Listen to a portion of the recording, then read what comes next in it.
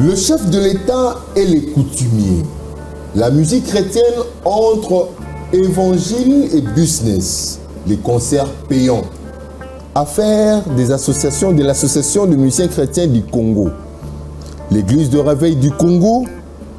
Mariage et divorce chez les chrétiens, spécialement les couples des personnalités chrétiennes. Ce sont des questions que nous allons pouvoir décrypter, ce sont des questions d'actualité que nous allons décrypter dans ce 99e numéro de Chemin de la Vérité, avec un invité qui n'est plus à présenter, qui est un habitué de ce plateau. Madame, mademoiselles et messieurs, bienvenue sur le Chemin de la Vérité.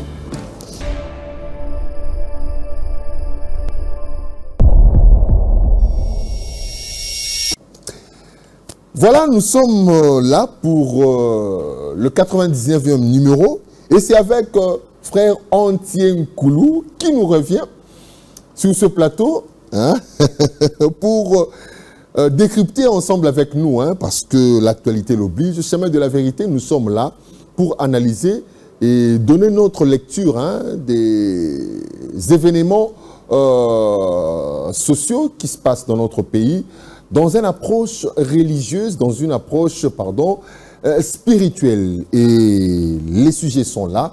Nous allons essayer d'avoir l'opinion, le point de vue de notre invité. Bonsoir, frère Entier. Bonsoir, mon papa. Comment allez-vous?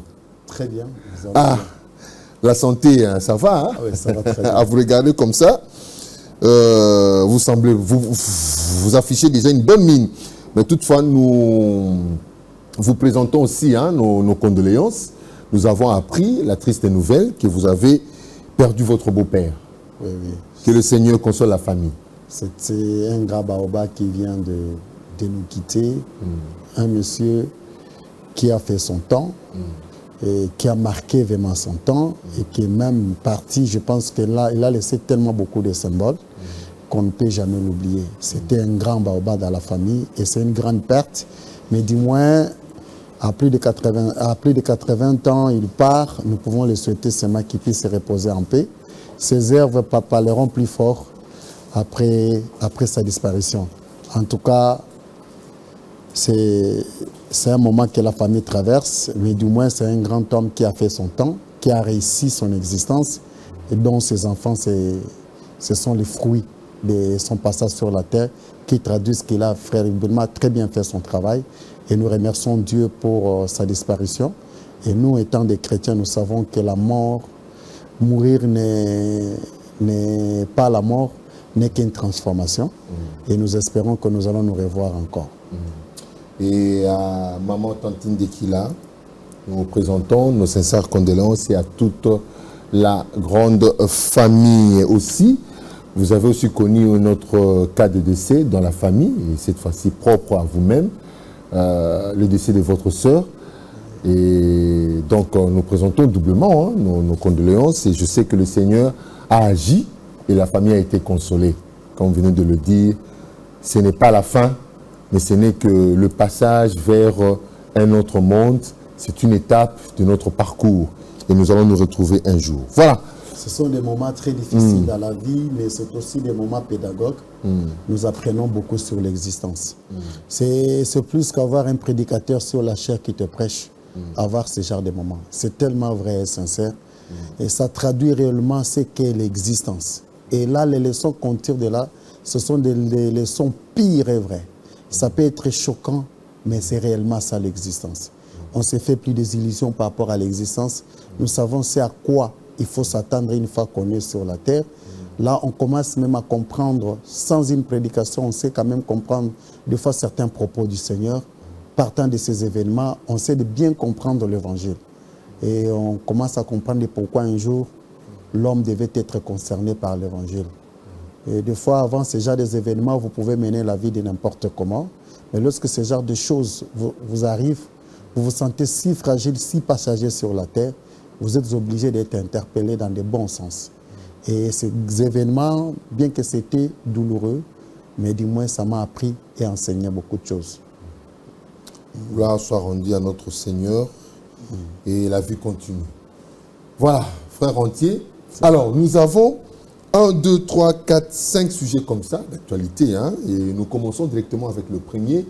Il s'agit de la visite des autorités coutumières auprès du chef de l'État.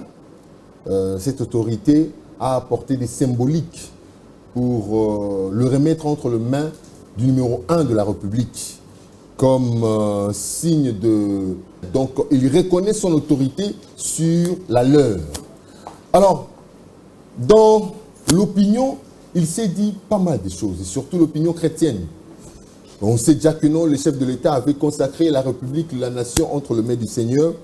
Et aujourd'hui, on voit les chefs de l'État, avec tous ces enseignements qu'on dispense dans les communautés, dans les assemblées, que le pouvoir coutumier est un pouvoir diabolique, le pouvoir coutumier est un pouvoir satanique, il y a des liens là-bas, on a été déjà détaché de ce lien, on a été libéré de ces liens. Alors on ne sait plus dire, on ne sait plus où se retrouver. Même le chef de l'État, en recevant ces cadeaux, ces symboliques, il a dit même, prononcé une phrase là. Engaye, Barolobakina, Sibisu, Kisiawa.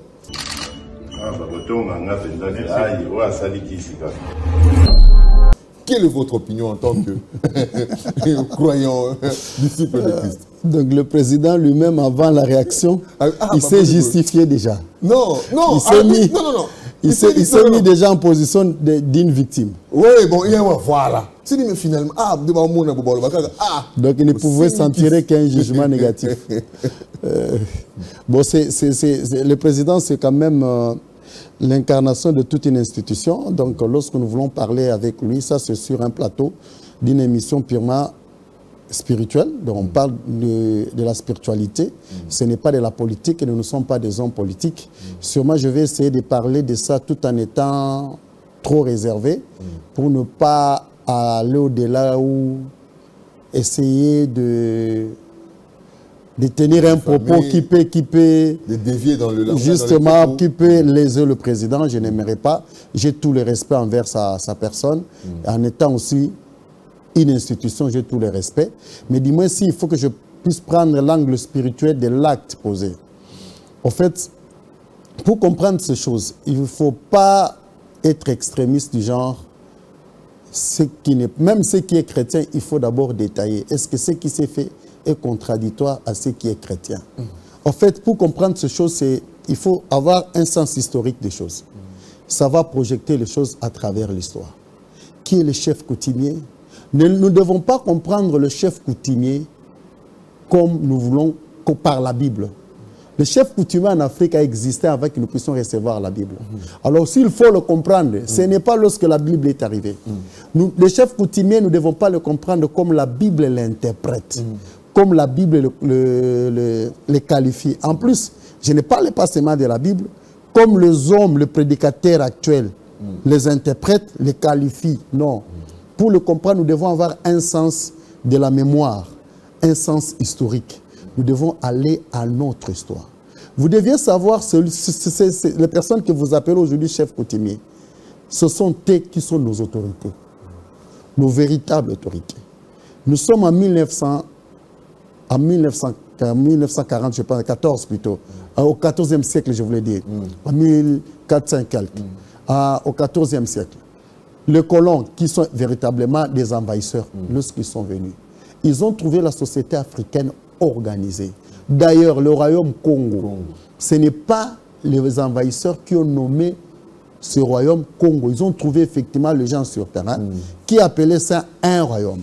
Ça veut dire que ça avait une autorité politique.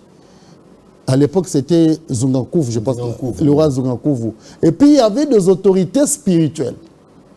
Ces autorités spirituelles, ils avaient l'obligation d'initier le peuple vers la spiritualité et d'encadrer le pouvoir du chef, qu'on appelait des fois Banganga Nzambe, ou encore, aujourd'hui on les appelle les chefs coutumiers. Ils étaient là. Lorsque les colons sont arrivés, les envahisseurs sont arrivés, ils sont venus avec un objectif. Leur premier acte pour signaler leur présence, c'était la disparition des enfants. Je sais, vous connaissez l'histoire. Et on attribue aujourd'hui que et le commerce des reins, tout comme ça, a commencé à se mal parce qu'ils enlevaient les enfants, on ne sait pas là ils sont partis avec. Jusqu'à un moment donné, ils se sont vus avec le roi. En se voyant avec le roi, dans les échanges culturels, le roi a accepté de s'intéresser. Malgré l'opposition des Nganganzambe qu'on avait, des chefs coutumiers, le roi quand même a pris ses risques d'aller vers eux en acceptant leur religion, leur message. 2 ans plus tard, le roi Nzengaku va se rétracter. Il retourne vers ces Banganganzambe, vers ses coutumes jusqu'à sa mort. Ce qui l'a amené à se convertir, à se reconvertir vers ses origines, seul Dieu connaît. Il n'avait pas la Bible entre ses mains. Ce qui a reproché la religion ou la religion catholique à l'époque n'était pas une connaissance venant de la Bible. Il y avait des Banganganzambe. Le blanc, lorsqu'ils sont venus, ils devaient d'abord commencer par déstabiliser l'autorité sur place, qui était l'autorité coutumière. Comment ils ont procédé? Ils ont récupéré des gens qui n'avaient pas de rôle dans la société. Ils les ont récupérés, ils ont commencé à les instruire. En les instruisant, ils ont appelé ces gens qui en réalité par rapport à l'autorité coutumière étaient des rebelles, on les a appelés des évolués. Ces gens-là, ils étaient à côté de blancs, ils commençaient à parler comme de blancs, ils commençaient à parler comme de blancs, ils s'habillaient comme de blancs. Et on a donné à ces gens-là les armes. Vous blaguez avec nous, on tire sur vous. Ils commençaient à avoir une forme d'autorité. En ayant cette autorité, le chef coutumier ne se sentait plus, par rapport à son pouvoir, à son autorité, il ne se sentait plus en sécurité. Et ces gens-là avaient les armes. Et ils étaient à côté de nos envahisseurs qui étaient le colon. En réalité, on les appelait des évolués, mais par rapport à notre histoire, si l'histoire a été écrite par les Africains, ces gens-là ne sont pas des évolués, ce sont des traîtres. Arrivé au moment de la colonisation, les envahisseurs se sont retirés. Mais en attendant, ils avaient déjà créé une administration à côté de la vraie administration avec le chef coutumier qu'ils avaient trouvé. Ils ont créé une administration et ils ont laissé qui dans cette administration? Les évolués ou les traîtres. En les laissant, ils les ont dotés des armes à feu. Ça veut dire, vous blaguez avec nous, on tire sur vous. Ces traîtres-là, ou ces évolués, autrement appelés des évolués, leur suite, c'est ce que nous appelons institution. Ce que nous appelons le président, la politique, les CC. En réalité, ils n'étaient que des représentants des envahisseurs. Ils sont là pour être... On leur a appris à parler comme les envahisseurs, à s'habiller comme les envahisseurs. Ce sont ces gens-là. Et nos vraies autorités, les autorités, leur suite, ce sont les chefs coutumiers. Maintenant, vous deviez comprendre, selon la prophétie de Kimbangu, nous devons avoir 2 indépendances. La première indépendance, c'est l'indépendance politique. Et la deuxième indépendance, c'est l'indépendance spirituelle. Selon cette prophétie, la première indépendance, c'est celle qu'on a avec la table ronde, avec les Lumumba. Et il a été même dit que réellement la première indépendance ne nous rendra pas indépendants. On sera toujours lié à ces colons-là. Ils vont nous dominer. La meilleure indépendance que nous devions avoir, c'est l'indépendance spirituelle. Et cette indépendance spirituelle devait commencer par la reconnaissance de nos autorités, par reconnaître notre spiritualité. Le chef coutumier nous représente, nous, et les institutions représentent les évolués, les traîtres, les gens qui sont là, qui travaillent pour le compte des étrangers. Maintenant, nous, si nous voulons avoir notre indépendance, la deuxième indépendance, qui est aujourd'hui notre élite, avant notre indépendance, l'indépendance spirituelle, nous devons reconnaître nos autorités, qui sont les chefs coutumiers. En réalité, l'opération qui a été effectuée avec le président de la République ne devait pas se faire ainsi. Mais en réalité, c'est ce que nous attendons. Réellement, cette transmission des pouvoirs. Les traîtres, autrement appelés, Abisma appelle des évolués, doivent reconnaître nos autorités traditionnelles. Ça veut dire l'autorité de feu qu'on leur a donnée avec des armes. Parce que le président, on le reconnaît comme autorité. C'est parce qu'il a tout autour de lui des armes. S'il n'y a pas le feu, on ne peut pas le reconnaître comme une autorité. C'est à lui. Évidemment, effectivement, il a reconnu on a reconnu, en fait, pas la nationalisée, on a reconnu l'État. Regarde là où ça a biaisé. A reconnu et reconnaît le pouvoir coutumier traditionnel. La reconnaissance, en fait, c'est quoi? Les manifestations, dans tous les événements à caractère politique, ils sont associés, cette autorité. Ce n'est pas ça. Associée. Eux sont des traîtres par rapport à cette autorité. Ce n'est pas à eux que les autres puissent le reconnaître, non. Le pouvoir qu'ils ont par le feu, on doit remettre ça à nos autorités. Mais évidemment, c'est ce que je dis. Depuis l'indépendance, on a été indépendant, on est devenu souverain, un État souverain. Et cette autorité, cette pratique, cette façon de faire les choses, de gouverner les nations, on l'a quand même acquise.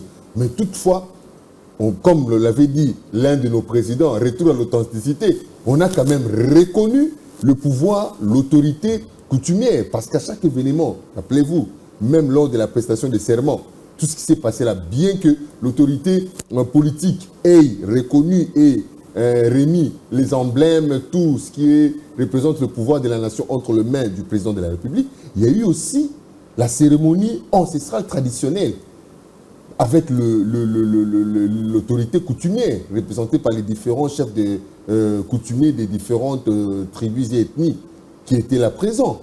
C'est une façon aussi de reconnaître cette autorité. Et voilà qu'ils reviennent encore remettre ces symboliques pour lui dire que voilà, nous te reconnaissons comme étant notre fils, notre guide qui va nous représenter dans les dix. Parce que les chefs coutumiers sont nombreux. Moi, je les considère comme les gardiens de terre, les gardiens de rites, les gardiens de nos valeurs, les gardiens de nos traditions. Mais le chef de l'État est comme le représentant de tous. Parce qu'il va pouvoir représenter la nation, ça et là, dans les différentes institutions, différentes instances. Pour comprendre votre langage, vous et moi, nous devons nous situer au XIVe siècle. Voir comment nos terres étaient gérées. Le royaume Congo était plus grand que la République démocratique du Congo. Il n'y avait qu'un seul roi et des chefs coutumiers qui géraient. Et le roi était aussi investi par les pouvoirs coutumiers. La façon de faire les choses et la façon dont les institutions font aujourd'hui sont deux choses différentes. Ceci a été créé par l'envahisseur. Et en plus, il faut retenir une chose. On parle de royaume. Donc, les pouvoirs étaient, comment dire, héréditaires. C'était de père en fils. Nous sommes tentés. Mais là, maintenant, nous sommes dans un système politique. Regarde, nous sommes tentés. Nous ne parlons pas des personnes, nous parlons du pouvoir. À qui on doit remettre les pouvoirs? Les institutions ont les pouvoirs de feu. C'est ça leur pouvoir. Lorsque vous voyez le président Tshisekedi, son pouvoir sur le feu, c'est l'arme. En dehors de ça, il n'a pas les pouvoirs. C'est lorsqu'il s'impose par... C'est ça leur pouvoir. Mais le pouvoir spirituel, le vrai pouvoir spirituel, ce sont nos autorités coutumières qui ont ça.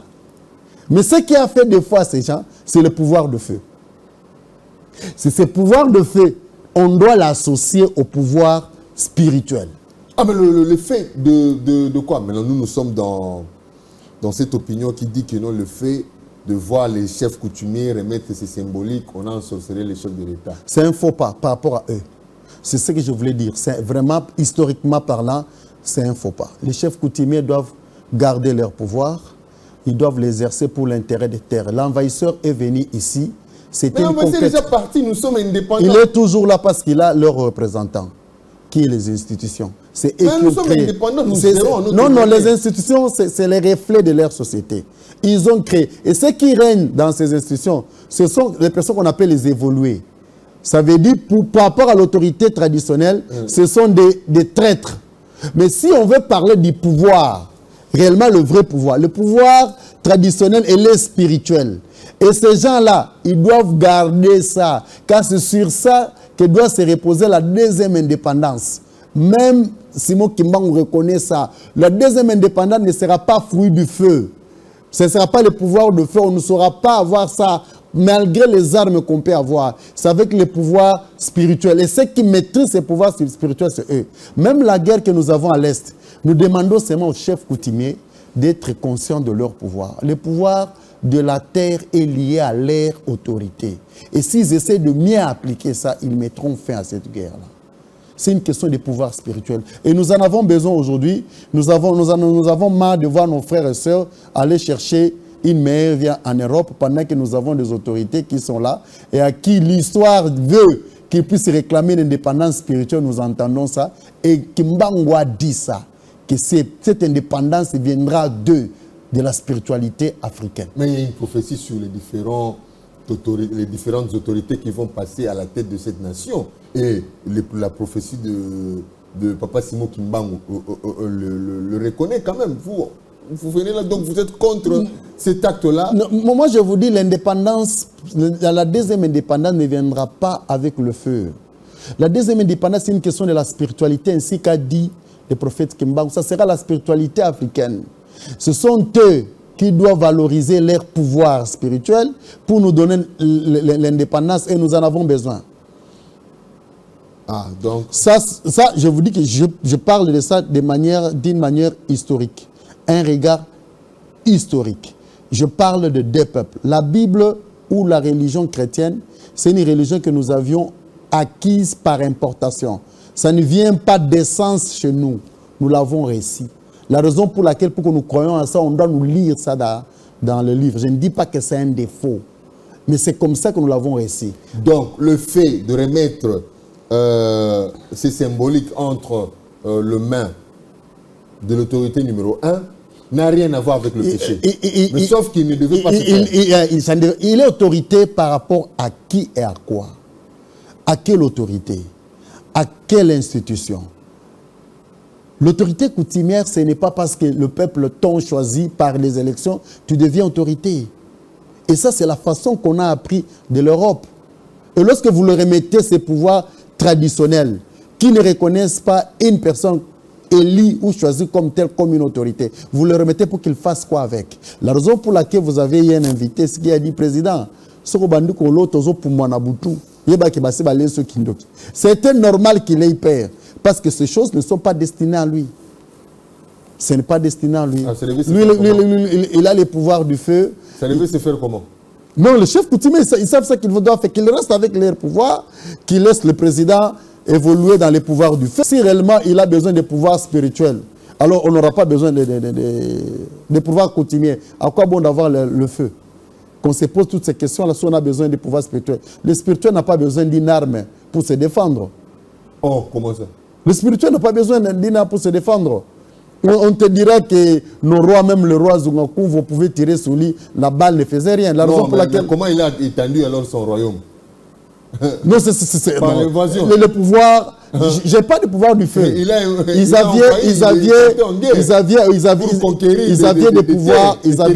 avaient des pouvoirs mystiques.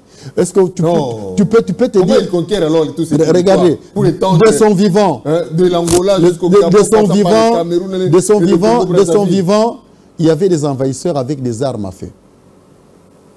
Ils ne l'ont pas arraché même 1 mètre de son territoire, de son vivant. Mais peut-être il y avait des Portugais qui l'en voulaient, qui voulaient avoir la richesse de son territoire.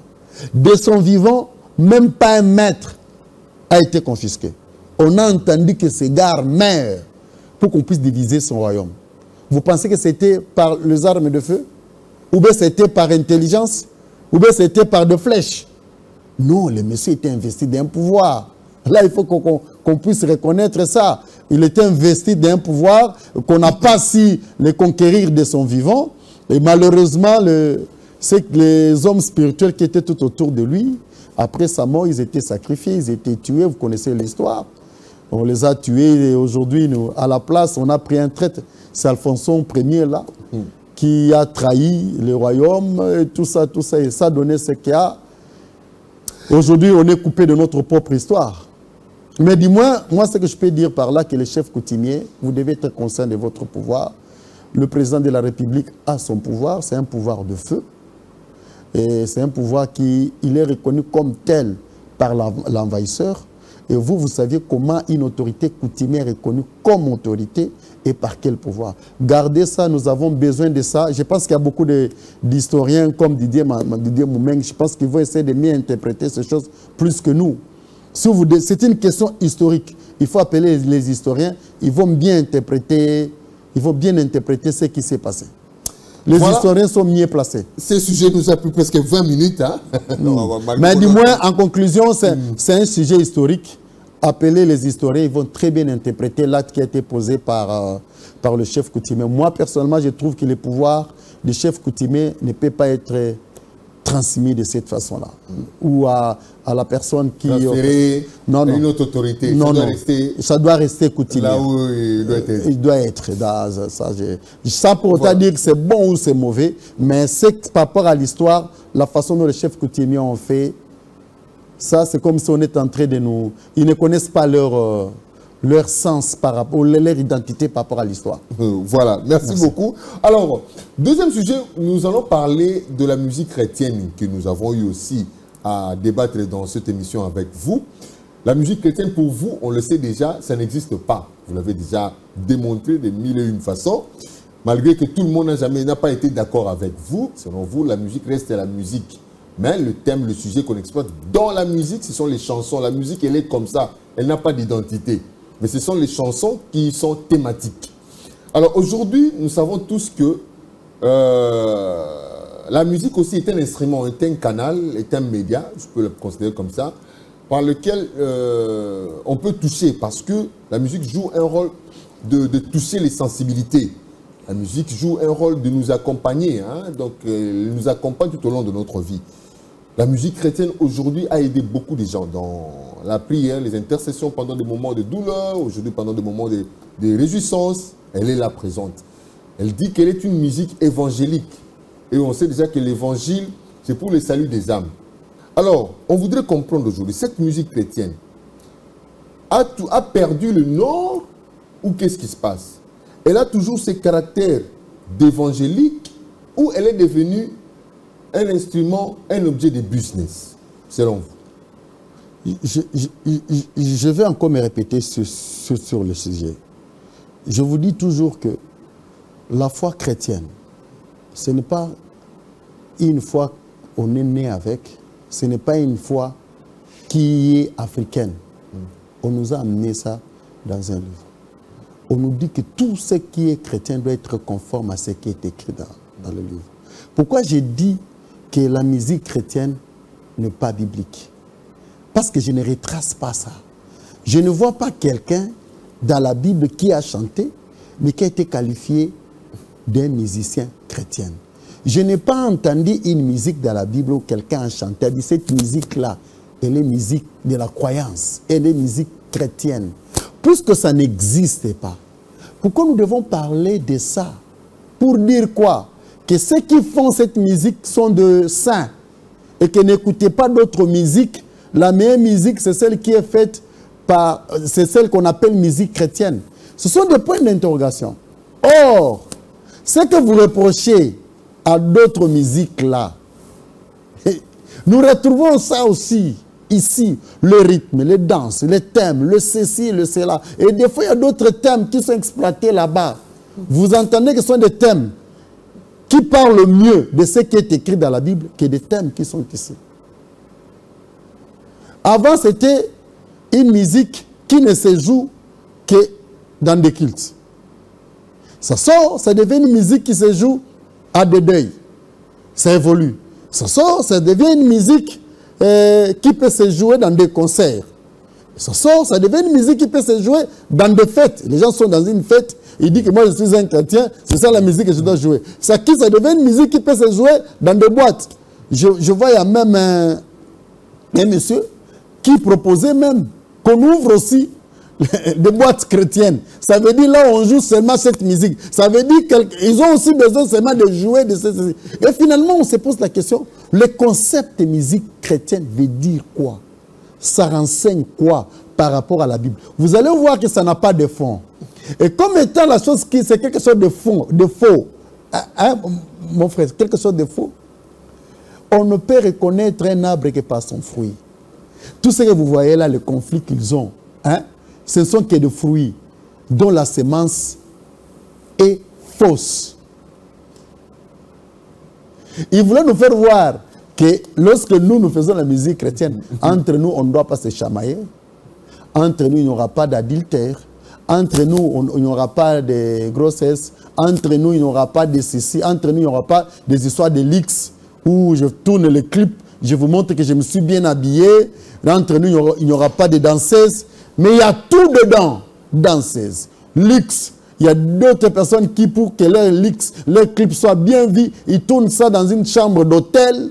Et de ceci, tout ça qu'on voyait de l'autre côté, on voit aussi chez eux. Je me dis, maintenant, lorsque vous dites que c'est une musique chrétienne, vous nous dites quoi? Qu'on comprenne quoi? Que c'est une chanson que Dieu t'a donnée, que toi chantes, ou bien c'est une chanson, je ne sais pas quoi. C'est tellement faux que je me demande lorsque les gens se camponnent de ça, jusqu'à se faire voir créer une association comme quoi nous sommes des musiciens chrétiens. Pourquoi faire? C'est en référence de quoi? Qui est votre modèle, bibliquement parlant? Lui, il était un musicien chrétien, et nous aussi, nous sommes des musiciens chrétiens. À l'occasion, nous créons une association. Qui est votre modèle dans la Bible? Qui s'est comporté comme vous? Personne. Personne ne vous interdit d'être musicien parce que vous aviez un talent. Tu es un musicien. Personne n'interdit à un chrétien de faire de la musique. La Bible ne t'interdit pas de faire de la musique. Tu es un chrétien, tu fais la... Et tu ne fais pas de ta musique parce que toi tu es un chrétien, la musique devient chrétienne. Non, non.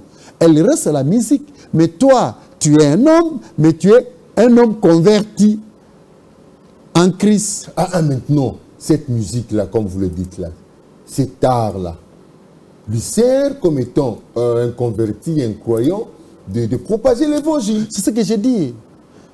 L'évangile reste évangile, peu importe la forme que tu peux lui donner. L'évangile reste l'évangile. Ce n'est pas que la musique, parce que c'est un chrétien qui a cousu ma veste, ça devient une veste chrétienne. Parce que c'est un maçon chrétien qui a conçu ma maison, la maison. Mais pourquoi la musique seulement, ça devient ainsi? Est-ce que si une religion vient pour abrutir les gens, ça ne vaut pas la peine qu'elle soit là? On fait accepter les gens qui sont, les choses qui sont fausses.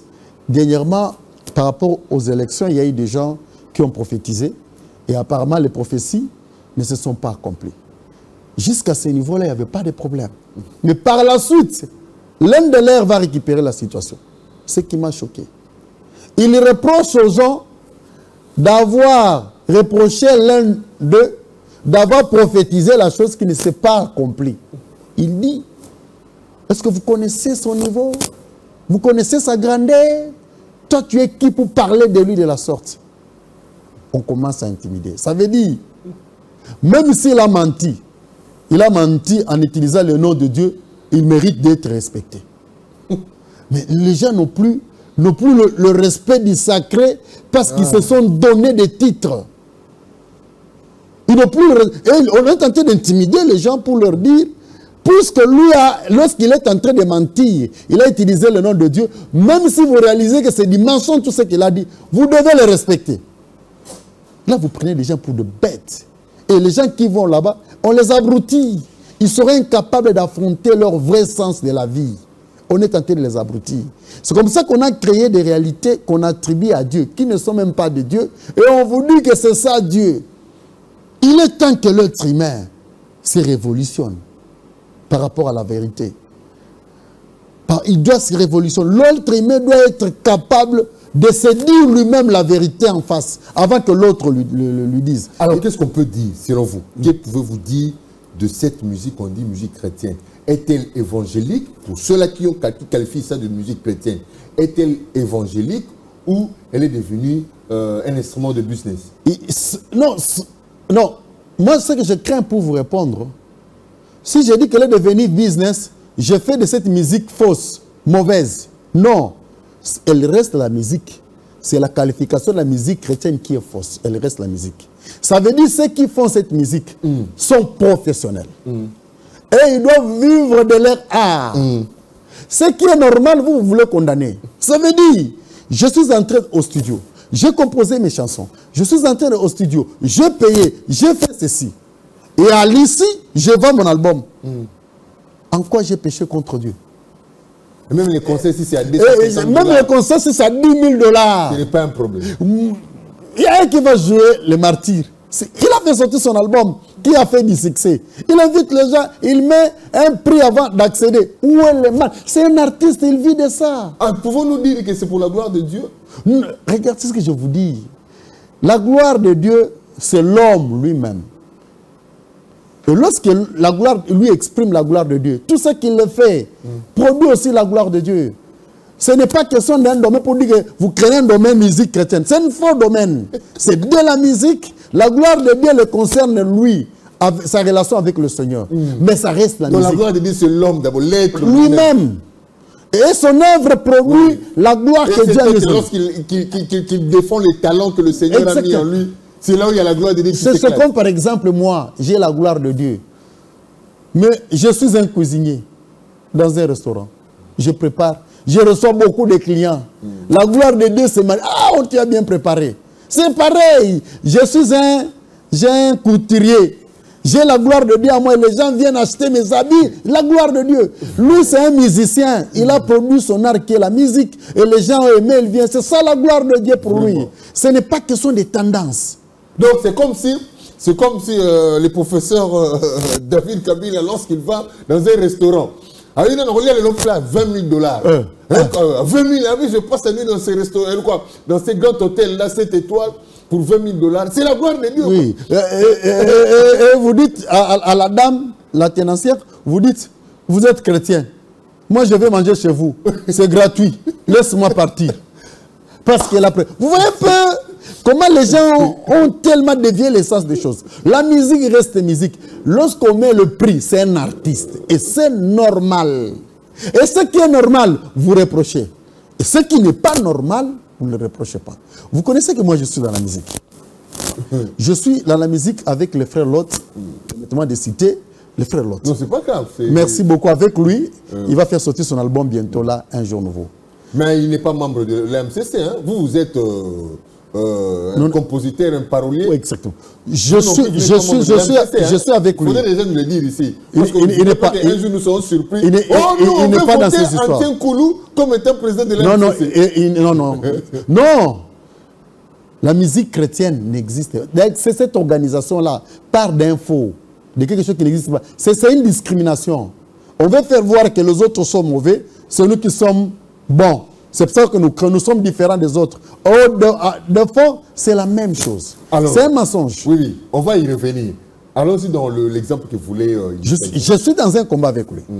Il va faire sortir d'abord les 10 chansons. Je voulais écrire une chanson que j'ai titrée Hémorragie. Dans cette chanson-là, nous partons d'une vraie histoire. Laquelle histoire? Il y avait une jeune fille, permettez-moi, elle était vierge, elle est arrivée en 6e des humanités. Il y a un professeur qui l'a abordé, finalement qui l'a engrossé. Le professeur, par peur d'être renvoyé à l'école, et la fille, par peur que je sois en 6e, je risque de rater mon diplôme, elle est allée avorter, et la fille est morte. J'ai dit aux frères qu'on fasse un test pour sensibiliser les jeunes gens. Je suis très convaincu, ça c'est un camp que nous connaissons, mais ça peut être un souci de tout, peut-être d'une grande partie des jeunes filles. Pouvons-nous écrire la chanson? La réaction du frère, il me dit, ce n'est pas évangélique. Je lui ai répondu, c'est un fait. Si ce n'est pas évangélique, c'est quoi? Vous voyez à quel niveau ils sont limités. Or, nous sommes dans un fait. Nous voulons sensibiliser plusieurs jeunes filles à travers une chanson, à travers une mélodie, pour que les jeunes filles sachent que leur cas, si tu te trouves dans ces cas, si tu essaies d'avancer, voilà les conséquences. Il me dit que ça, on va chanter comment, où est-ce qu'on va mettre le nom de Jésus, ou comment. Et là, on était bloqué. C'est là où je lui dis toujours, tu vois le fait seulement que vous aviez classifié les choses. Maintenant, si je prends les tests, je donne un musicien que vous avez qualifié de mondain. vous direz aux chrétiens qui peuvent se retrouver dans ces cas-là, ne suivent pas ces démoniaques. Vous ne voyez pas que ça ne va pas dans la tête. On est tenté d'abrutir les gens. Or, toi, tu es un musicien. Des fois, tout le sujet ne vient pas de la lecture de la Bible. Il y a des faits qui sont des écritures vivantes à travers lesquelles tu dois récupérer. Oh, même le maître lui-même l'a dit, la nature doit nous enseigner. Exactement, mais actuellement les gens ne comprennent pas. Si la nature nous enseigne, à quoi alors c'est quelqu'un? Ça veut dire que je peux prendre aussi le fait de la nature. Donc en conclusion, ne condamnons pas. Ce sont des professionnels dans les métiers, laisse-les tranquilles, ne les taxez pas. Ils ont leurs limites, ils ont leurs défauts. Tu peux attendre, hey, il est sorti avec une fille, il a fait ceci. Ce sont donc des la humains. musique est plus comme un métier, c'est comme un métier comme le restaurateur, comme celui qui tient l'hôtel, comme celui qui enseigne à l'école, comme un médecin qui soigne, comme un coiffeur qui nous rend beau, comme ça, comme un esthéticien, comme un maroquinier qui tisse les chaussures et les sacs et consorts, comme un couturier, tout ça. Donc, chaque art, chaque métier doit tirer profit. Comprenons ça comme ça. C'est comme ça. Alors, parlons... je peux vous donner beaucoup de chansons que vous qualifiez des chrétiens qui n'ont rien des chrétiens. Souki Apembe, Kobimate. La Bible dit qu'il est l'ancien du jour avec le cheveux blanc comme la neige. Mais ça, bien que ça contredit la Bible, vous appelez un frère a dit,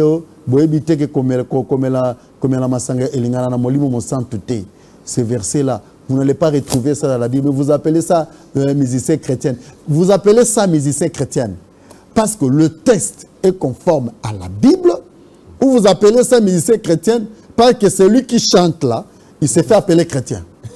Même si ce qu'il chante est contradictoire à la Bible. Alors s'il s'avère, maintenant quand pour vous peut-être ça peut être un rythme parce qu'on cite le nom de Dieu. La chanson que notre musicien ici, je pense Héritier, a chanté, elle est chrétienne ou mondaine? Si vous dites qu'elle est mondaine, et si nous récupérons cette chanson, nous comparons ça à d'autres chansons, vous voyez le thème que lui a développé est différent des autres. Vous voyez que même dans ces jugements, ils sont limités quelque part. Et ça dégage, et ça fait sentir de l'hypocrisie. De l'hypocrisie dans leur chef. Inutile. Et pourtant, ils ont la liberté de faire ce qu'ils font, même sans se donner cette identité-là, ils ont leur liberté. Parlons de la musique de l'association de musiciens chrétiens du Congo. Vous disiez tantôt qu'ils sont déjà dans le faux. Oui. Donc, à quoi ça n'a pas sa raison d'être. Ça n'a même pas sa raison d'être. Qu'ils soient dans l'association des musiciens, de tous les musiciens qui sont normaux, qui soient dans leur association. Mais c'est une plateforme qui a été mise sur pied pour pouvoir encadrer les artistes qui cheminent dans cette orientation c'est dans la musique. La parole de Dieu à travers la musique. C'est dans la musique, c'est la musique. Et de servir d'interlocuteur avec l'autorité politique. Oui, Raston peut être dans une même organisation avec JBPN. Ils ont des orientations musicales différentes. Donc, il peut faire partie de l'association des musiciens chrétiens. Où elle est mal? C'est un musicien. Parce qu'il est aussi, il faut le dire, qu'il est l'époux de maman pasteur. Il est croyant. Ils vont douter de sa chrétienté parce qu'il ne répond pas à leur philosophie. Acceptons ça. Ah, là, c'est une question mais maintenant, héritier. Héritier peut faire partie de... Oui, par exemple, le cas d'héritier peut faire partie. C'est une question que je vous pose. Selon vous, héritier... Non, c'est pour dire que... Frère héritier. Ça veut dire que... Il a chanté la chanson, c'est quoi encore le titre? C'est chemin de la gloire, hein? C'est ça, hein, je crois. Le problème, c'est pour dire que cette façon de voir les choses, c'est bidon. Oh. Ça limite les cerveaux. Ça rend les gens hypocrites. Inutilement. Parce que le Seigneur lui-même n'est pas dans ce genre de jugement. Sinon, il l'aurait fait dans la Bible. Il nous aurait signalé quelque part. Vous, mes enfants, ne faites pas cette musique. Il nous aurait signalé. Lorsqu'on parle de la musique mondaine, la Bible n'a jamais parlé. Il a parlé de ce qui est mondain. Mais il n'a pas parlé de la musique. Ce qui était mondain, c'était le système religieux à l'époque. Les pharisiens, les Sadducéens, les ceci, les cela. Ce sont eux qui étaient qualifiés, ceux qui ont livré Jésus, qui étaient qualifiés comme les mondains. Maintenant, vous, le système religieux, qui est effectivement actuellement très mondain parce qu'ils ne font pas référence à la Bible, ce sont eux qui sont mondains, mais ils quittent, ils viennent maintenant sur une musique qui n'a jamais été qualifié bibliquement mondain. Maintenant, c'est eux qui appellent ça mondain. Mais leur système religieux là, où on est tenté d'accuser des sorciers, de ceci, où ils sont devenus des politiciens, vous ne qualifiez pas ça de mondain. On veut prendre les gens pour des abrutis. Permettez-moi le terme, ce n'est pas que j'exagère, mais c'est ça. Si vous êtes dedans, vous voyez le jugement. Il faut que je m'empêche de réfléchir pour accepter ce qu'ils disent. Et si je m'empêche à réfléchir, ça veut dire que la religion devient pour moi de l'opium. Ça devient de l'opium parce que moi, empêcher de réfléchir. Voilà, par rapport au temps nous imparti qui tend déjà vers la fin, hein, parce que nous n'avons pas assez de temps, la télévision c'est toujours comme ça malheureusement. Nous allons parler pour clôturer du mariage et le divorce, surtout parmi le chrétien. Parmi le chrétien, nous assistons à un autre spectacle. Bon, je ne sais pas si ça va frustrer, mais vous savez vous-même. Il s'agit de ce couple qui a fait du bonheur et en même temps qui a réjoui et après qui a attristé. Je vais parler de l'ancien couple de notre bien-aimé frère Mike Alambay et notre bien-aimée sœur Péniel. Aujourd'hui, il y a encore des échanges de tirs. Quel est votre, parce que c'est un sujet d'actualité, quelle est votre opinion, lecture sur cette situation? Moi, je préfère aussi réfléchir tout. Il faut avoir un regard historique. Vous voyez le groupe de prières, à leur origine, à leur naissance, c'était, on les appelait groupe de prières. Pourquoi? Parce qu'ils nous occupaient dans la semaine. Et ils laissaient les gens de retourner dans leur église, surtout c'était l'église catholique. À un moment donné, ils ont vite compris que les enseignements de l'église catholique n'aidaient pas les gens à grandir dans la foi. Il y avait trop de limites. Pour eux, il y avait trop de fausseté. Alors, ils devaient occuper les gens pour les enseigner. Ils devaient les occuper même les dimanches. C'est comme ça, même les groupes de prière se sont transformés tout d'un coup à des assemblées. Ministère à l'époque, ils craignaient d'abord s'appeler église. C'était des ministères. Alors, ils commençaient à occuper les gens 3 fois dans la semaine. Aujourd'hui, c'est pratiquement avec des réunions de mamans comme l'église catholique. C'est toute une semaine. C'est supposons que ces gens sont suffisamment enseignés, surtout sur la question de ce qui concerne le mariage. Mais ce qui se dégage comme fruit qu'on est en train de voir, ça nous dit avec précision que ces gens n'ont jamais été enseignés. Peu importe le temps qu'ils passent dans ces assemblées, ils vont vous faire autre chose que l'enseignement par rapport à la parole. Ils ont d'autres intérêts. Peut-être ils veulent utiliser la spiritualité pour gagner. Peut-être ils veulent pour se faire voir, mais pas d'enseignement. Lorsque vous voyez la dame, elle prétend être la fille d'un pasteur. Mais ce qu'elle fait sortir dans sa bouche comme fruit, tu te poses la question. La fille d'un pasteur, elle, son père c'est un pasteur, mais c'est ça ce qu'elle fait sortir dans sa bouche. Je me dis, son père enseigne quoi? Parce que si sa propre fille produit ce genre de fruits, produit ce genre de conséquences, la question qu'il faut se poser, mais les autres enfants des autres parents qui viennent chez eux, les autres femmes qui viennent dans cette église-là, les autres enfants qu'on encadre à l'écodime, cette église ou ces pasteurs enseignent quoi? Vous voyez à quel point, si son enfant a acquis ces insuffisances. Parce que l'enseignement sur le divorce, ça a été enseigné même par le Seigneur lui-même. L'enseignement sur le mariage a été enseigné dans la Bible. Le divorce n'est pas une séparation. Le divorce, c'est un renvoi. Ça veut dire que l'homme remet la lettre de renvoi à la femme. Il lui dit, rentre chez vous. Rentre à ton mari. Non, non, c'est différent. Le renvoi n'est pas une séparation. Ça veut dire, la femme ne peut pas décider. C'est l'homme qui te renvoie. La femme ne renvoie pas. C'est là que j'ai dit que ce n'est pas une décision. C'est un homme qui te renvoie. On a coupé. C'est ce que j'ai dit. Mais l'homme n'avait le pouvoir de ne renvoyer que la femme auprès de qui il a trouvé quelque chose de honteux. C'est-à-dire, quelque chose de honteux. Ça veut dire s'il ne l'a pas trouvé vierge. L'homme avait le pouvoir de lui remettre la lettre de divorce au cas où il entraîne en version. Mais à la renvoyer avec la lettre, lorsqu'elle arrive chez elle, si le parent avait la preuve, effectivement, que l'homme a connu la femme vierge, ils vont aller vers les anciens, ils vont produire ces preuves-là. s'il s'avère effectivement que la fille est vierge, l'homme devait être sanctionné. Et il devait reprendre la femme, il devait vivre avec elle tout au long de sa vie. Mais parlons d'abord du divorce là. En quoi le divorce, cet acte-là, n'est pas une séparation? Parce que l'homme renvoie la femme. Je vais arriver maintenant au cas de séparation. Maintenant, la femme que toi tu as connue vierge, tu ne peux pas lui remettre la lettre de renvoi. À une seule condition, que tu trouves quelque chose d'honteux. Lorsqu'on parle quelque chose d'honteux, c'est lié au sexe. Permettez-moi le terme.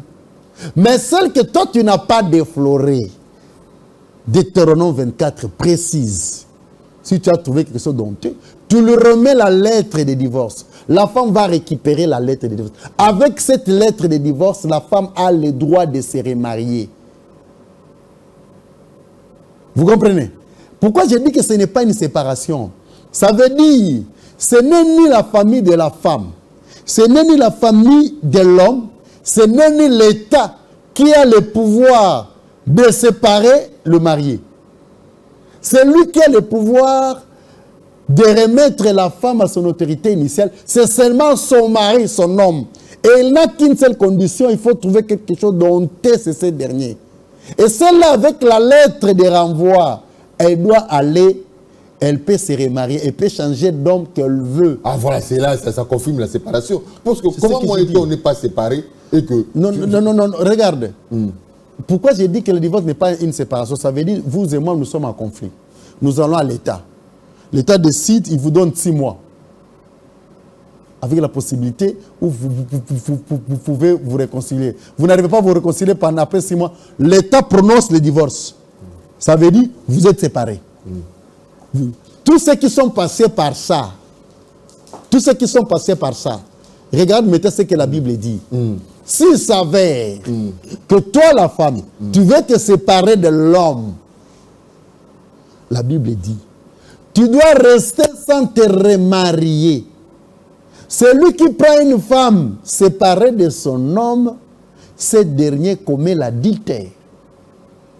D'une femme séparée par l'État, toi tu es séparé par les membres de ta famille, toi tu es séparé par les membres de la famille du mari. Si tu te remaries, tu es dans l'adultère. Parce qu'une femme est liée à son mari aussi longtemps qu'il vivra. Alors que dites-vous de cette situation qui arrive entre nos deux bien-aimés? Parce que l'histoire refait surface pour clôturer. Prénom. Je m'adresse à frère Mike Alambaye. Il doit comprendre. Je m'adresse à frère Mike Alambaye. La caméra est là devant vous. Peniel ne pouvait se séparer de toi que si toi tu l'as renvoyé de chez toi. Si d'elle-même, elle a décidé de quitter, tout homme qui pouvait la prendre pour femme, il est dans l'adultère. Bien que séparé de toi, elle. Et lui ne pouvait ne le renvoyer que si réellement, si elle a trouvé quelque chose d'honteux. Sa vie, il n'avait pas connu vierge, ou encore, pendant qu'ils étaient ensemble, parce que l'homme a le droit de la jalousie. Pendant qu'ils étaient ensemble, elle a été connue par un autre homme. Là, il a le droit de la renvoyer. Mais si la femme n'était pas en ça veut dire qu'il a connu vierge, et de surcroît, elle n'a pas posé l'acte d'adultère, mais Alambaye n'a pas le droit de la renvoyer. Ainsi, Jésus-Christ est venu ajouter, parce que ça, ce n'est pas dans la loi. Si vous renvoyez une femme, c'est qu'elle commette l'adultère, si vous la renvoyez, vous l'avez connue vierge, dites-vous, en la renvoyant pour vous marier à une autre femme, vous commettez aussi l'adultère. Votre actuel mariage, ça constitue l'adultère. Le malheur, en fait, c'est quoi? Les gens ne comprennent pas. Lorsqu'on parle de l'adultère, il s'agit de quoi? Lorsqu'on parle de l'adultère, ça veut dire la mort. Vous êtes dans une relation d'où à l'issue, tout ce qui va se produire, ça sera la mort. Et les gens n'ont plus cette sensibilité-là de respecter les choses. Réellement, l'adultère, c'est la mort. Toi qui prends une femme séparée d'un homme, tu la prends, tu es dans l'adultère, ça veut dire tu es dans la mort. Tu peux commencer à revoir, ton travail ne marche plus, tout ce qui est tout autour de toi est mort. Tu pars à des églises, mais ça dépend, pour compris pour toi, mais ça dépend de la façon dont tu as accédé avec la femme avec qui tu vis. Elle était qui? Tu l'as connue comment? Tu peux appeler ça mariage, mais en réalité, vous êtes dans l'adultère, vous dites. Oh. Voilà. C'est pratiquement ça. Donc, pour Mike Kalamba, il doit comprendre que si elle-même, elle a choisi de partir, celui qui va la prendre, ils seront dans l'adultère. Il n'a même pas à s'inquiéter par la suite. Il verra les choses qui vont se manifester en elle. Ça sera le signe de l'adultère, ça veut dire le signe de la mort. Et lui aussi, s'il ne l'a pas renvoyé, il le quitte. En se remariant, il n'a aucun problème. Mais si il l'a renvoyé, parce qu'il ne l'a pas connu vierge. L'homme a le droit d'envoyer parce qu'il entre en femme en version. Oui, oui. Ça, si tu ne l'as pas trouvé vierge, même si au INI est 4, au PC lettre à divorce. Donc, tu entres en version, ici, il n'a pas. Deutéronome 24. Oui, pour ne pas se répéter, parce qu'on est déjà arrivé à la fin. Donc, le conseil est déjà pris. Hein. Je pense que, frère Entier, votre dernier mot rapidement. Pour l'émission, hein, pour tout ce qu'on a dit. Aujourd'hui, vous m'avez appelé pour qu'on échange, qu'on parle librement. En fait, le conseil que je vais donner à la communauté chrétienne, aux chrétiens, qui sont des églises, vous deviez comprendre la différence entre la chrétienté et d'autres religions. En fait, c'est quoi? Nous avons le privilège de croire que celui qui a fait l'univers, qui a fait toutes ces choses, est à nous. C'est ça la différence. Et ça change tout. Tout ce qui vient par la suite est secondaire. Dites-vous que le Dieu que tu pars chercher, là où tu pars, là où tu pars prier, le Dieu que tu cherches, là où tu pars dans des veillées, lorsque tu pries, ce Dieu-là est en toi. Ça veut dire, avant qu'il puisse te parler par la bouche d'une autre personne, il est supposé que si tu es attentif, tu dois l'attendre toi-même, parce que tu vis avec lui. Et que les chrétiens doivent comprendre ça. Et à ce moment, c'est important parce que nous sommes entourés par des faux. Des gens qui sont à la quête de leur réussite, de leur richesse, de leur ceci. Mais ils viennent avec le nom de Dieu pour facilement avoir votre accord. Vous devez être prudent. Et si vous prétendez être chrétien, vous devez vous dire que celui que vous cherchez là est en vous. Et la première place que vous devez le chercher, ce n'est pas là où vous allez vous unir. C'est en vous-même. Apprenez à l'écouter. Apprenez à l'écouter, celui que vous cherchez, celui en qui vous avez placé votre foi est en vous, parce qu'il a dit, vous êtes le temple du Saint-Esprit. C'est dans ce mot, par ces mots que nous clôturons cette émission. Nous disons merci au frère Entier Nkoulou qui a répondu favorablement à notre invitation. Nous avons profité de son passage ici à Kinshasa. Il ne faut pas l'oublier, il faut le signaler encore, le rappeler, que c'est aussi un homme d'affaires, hein, un entrepreneur.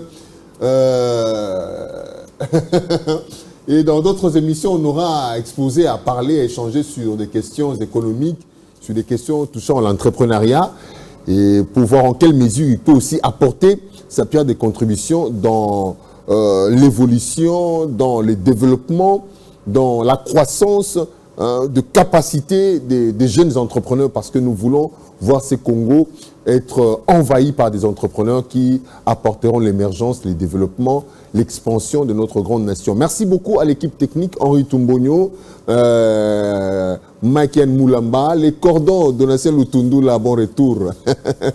Et aussi qu'à vous tous qui nous avez suivis de partout, nous disons grand merci à notre ami et frère, le procureur David Kabila. Nous sommes en sécurité, quoi. Et à vous tous, grand merci à Digital Congo, la haute hiérarchie. On se retrouve prochainement. Oui, Papa Entier, dédicace pour clôturer. En fait, je suis à Kinshasa, je suis entre de bonnes mains, entre les mains du procureur David Kabila, comme vous l'avez cité. Donc, je suis bien sécurisé. La sécurité, lui, c'est un frère, donc on a un parcours commun. On nous appelait des jumeaux, donc je suis là entre ces mains. Pas trop de commentaires. On se retrouve prochainement pour un nouveau numéro. Hein, donc avec un réel et le même plaisir. Je rappelle, mais c'est le 99e. Le 100e, on l'a promis, ça doit être un numéro un peu plus spécial avec votre soutien d'abord, chers téléspectateurs. Vous qui nous suivez de partout, soutenez-nous pour qu'on fasse quelque chose de grand.